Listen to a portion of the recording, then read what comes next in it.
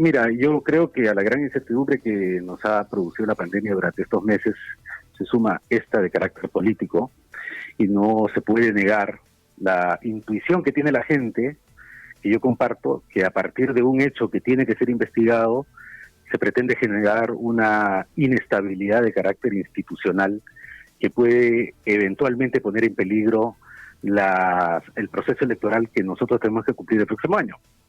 Entonces, así como hay sospechas, legítimas o no, sobre el actuar del presidente y que tienen que ser investigadas, no se puede dejar de lado en un país como el nuestro que hay fuerzas, como se han evidenciado en esos audios, y seguramente hay otras, que van a empujar el carro para generar esta inestabilidad, ¿no? Por varias razones, de carácter político, social y económico. Claro, pero no se puede dejar de lado que el presidente también ha abonado a este tipo de situación o a esta crisis, ¿no es cierto? Primero el caso Swing, que no ha quedado todavía en nada claro, y esto que viene después, ¿no? Sobre el que tampoco hay respuestas concretas. Por supuesto, yo no pretendo poner un dedo y ocultar el sol, sino que, como bien se ha dicho y el presidente ha sido enfático, y yo considero que esa es la línea que hay que seguir, no se puede saltar a conclusiones con un reportaje periodístico que tiene algunas grabaciones de comunicaciones, que pueden haber sido fácilmente manipuladas o no, pero por eso es que se tiene que investigar. No hay que saltar a conclusiones en ningún caso. Y por lo tanto, creo que la peor de esas conclusiones es vacar al presidente y generar una inestabilidad, que creo que esa encuesta, si hay otra lectura, si me permiten, la encuesta nos está diciendo que la gente también está agotada, no solamente del largo periodo de incertidumbre de la epidemia, sino está agotada de que la clase política esté concentrada en otros temas que no son los principales para nuestra sociedad. ¿Cómo salimos de esta? No solamente desde el punto de vista sanitario, sino desde el punto de vista del empleo, de la economía, del bienestar en general, ¿no? Claro, pero el problema que estamos enfrentando es sumamente complejo, porque no es que sean reportajes periodísticos. La propia fiscal de la Nación, en relación al caso Swin, ha dicho el presidente tiene que ser investigado. Pero como es presidente, yo prefiero iniciar digamos, los procedimientos investigatorios después de que deje de serlo, es decir, el 29 de julio del próximo año. Y en el caso del hospital de Moquegua y de las lomas de Hilo, pese a que hay una disputa entre el equipo especial Abajato y las fiscalías anticorrupción, la conclusión de ambas fiscalías es la misma.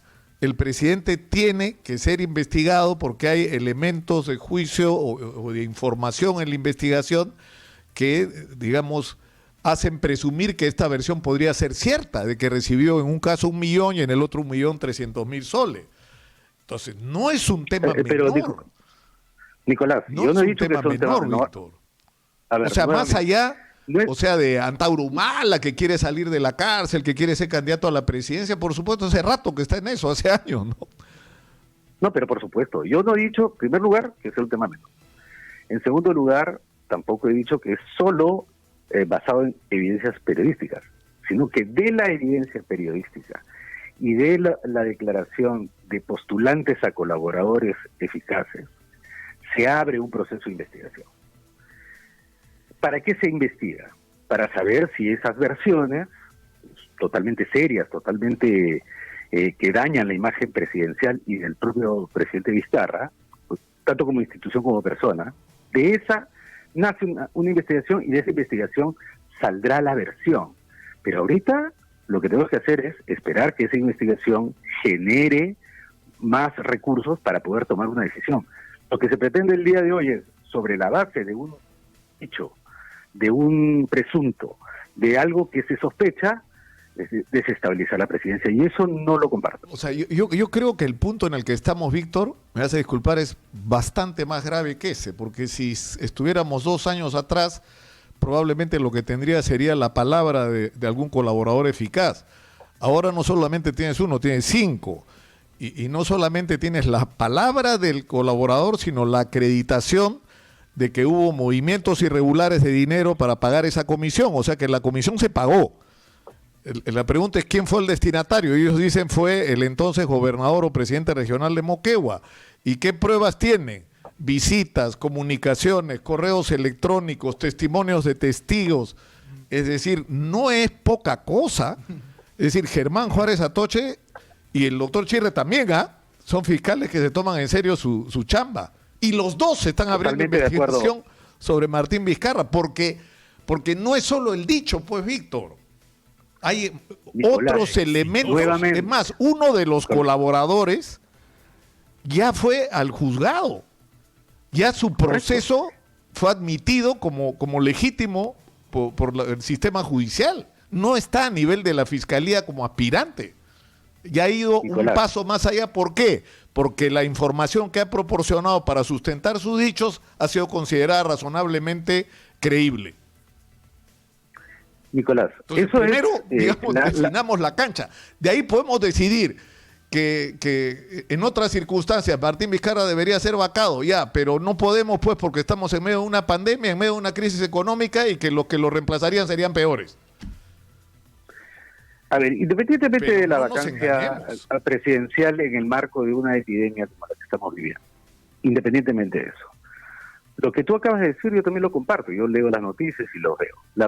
El punto de inflexión es, sobre esa base que es serio, que compromete al presidente y que compromete la institucionalidad, ¿nosotros debemos vacar al presidente de la República, sí o no? Bueno, pero eso es pedir madurez política y este país obviamente carece de eso. Sus políticos no tienen madurez. Pero más allá que eso, Víctor, yo quisiera que terminemos esta reflexión. Claro. Si vamos a aceptar, nos guste o no nos guste, que Martín Vizcarra tiene que gobernar el 28 de julio, hasta el 28 de julio, porque no nos podemos dar el lujo en medio de la situación que estamos de prescindir de él, entonces establezcamos reglas de juego de cómo vamos a manejar las cosas de acá hasta el 28 de julio.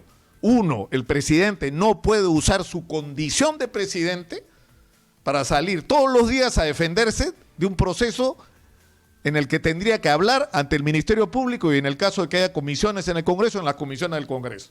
Dos, los ministros no pueden ser sus abogados, pues. Salen todos los días los ministros defendiendo al presidente e involucrándose en un proceso que no les compete. No es el Consejo de Ministros el que está siendo investigado, es el presidente, la persona de Martín Vizcarra. Y en tercer lugar, el presidente no puede intervenir en la campaña electoral, porque decir que Alianza para el Progreso y Acción Popular quieren postergar las elecciones es hacerle daño a esos partidos, cuando ya empezó la campaña electoral. ¿Para favorecer a quién? ¿A Julio Guzmán? ¿A George Forsyth? Porque si tú perjudicas a uno, favoreces a otro inevitablemente en una contienda donde hay una disputa entre varios, ¿no? Entonces, no sé, yo digo, si vamos a aceptar esta situación, marquemos clarito la cancha y que cada uno, ¿no?, asuma su lugar y su posición. Lo que yo sé... ¿Estás ahí, Víctor? No te estoy... Yo sé que la entrevista no era para hablar de esto, Víctor. No. Pero tú eres un político, absolutamente, maestro, y hay que hablar de estas absolutamente cosas. Cómodo, y además soy un ciudadano del país, ¿no? Y tengo mi opinión al respecto de lo que debe ser mi patria. Mira, el presidente de la República, los ministros de Estado, son personajes políticos, no solamente son tecnócratas. Hoy su responsabilidad primaria es dejarnos un país, primero, que ha tenido elecciones limpias, intachables y seguras. Tiene además la responsabilidad en el corto plazo de vacunar 21 millones de personas. Tiene la responsabilidad de hacer regresar a una generación entera a la escuela de manera segura. Esas son sus responsabilidades en el cortísimo plazo. En lo político, yo creo que no se le puede pedir al presidente y a sus ministros, siendo agentes políticos del Estado, que no respondan frente a las acusaciones que se hacen en los medios políticos y en los medios en general. Lo que sí estoy de acuerdo contigo, y es difícil señalar la línea, es dónde es que el presidente o los ministros están interviniendo o no en la campaña electoral.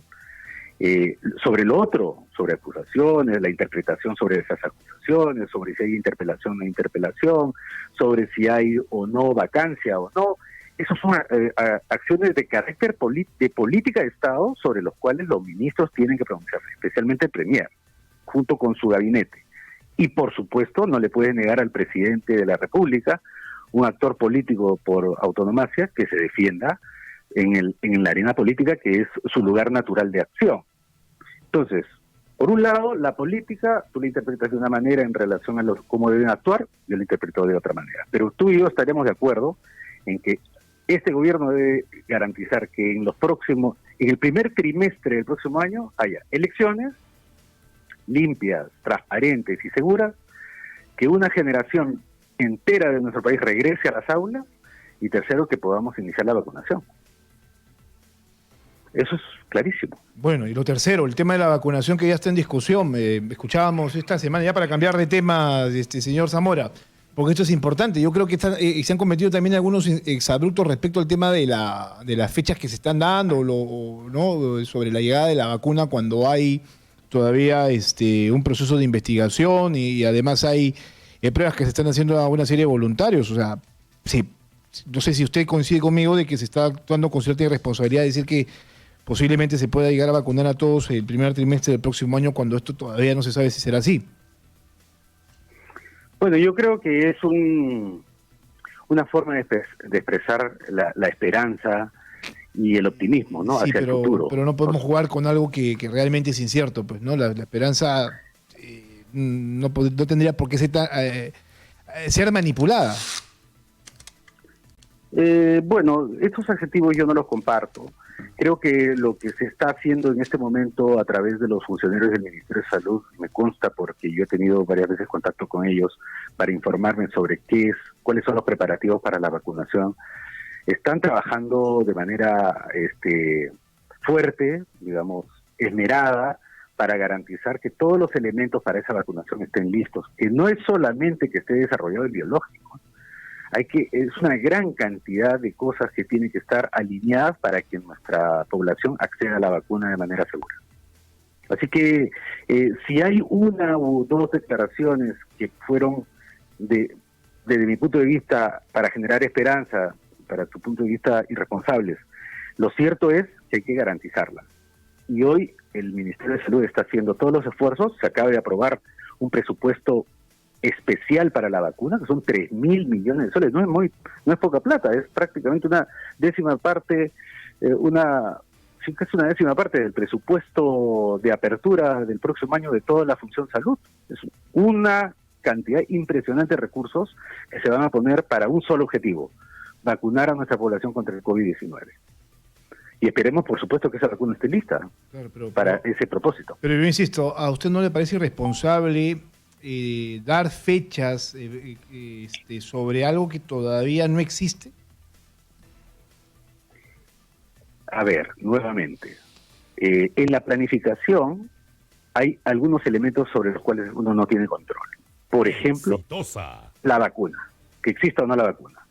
Pero si mañana se anuncia que la vacuna está lista, hay 20 cosas más que tienen que estar listas. Y para eso hay dinero, se está planificando, se está trabajando, contratar al personal. Está claro que la vacunación las jeringas, la va a manejar el Estado peruano. Está clarísimo. Y es que hay que hacerlo de manera eficiente. Absolutamente. Está clarísimo eso. Y yo lo he señalado, mira, Nicolás, hay como 4 elementos que uno tiene que tomar en cuenta para la vacunación del próximo año. Uno es el biológico, y en eso ya el Perú tiene cubierto más de 15 acuerdos, más de cerca de 30 acuerdos, o sea, de 2 tipos de características para adquirir el biológico, de manera que garantizar a 21 millones de peruanos. En segundo lugar, ese es uno, tener que garantizar que el biológico esté listo, y ya adelantando incluso los pagos o las promesas de pago.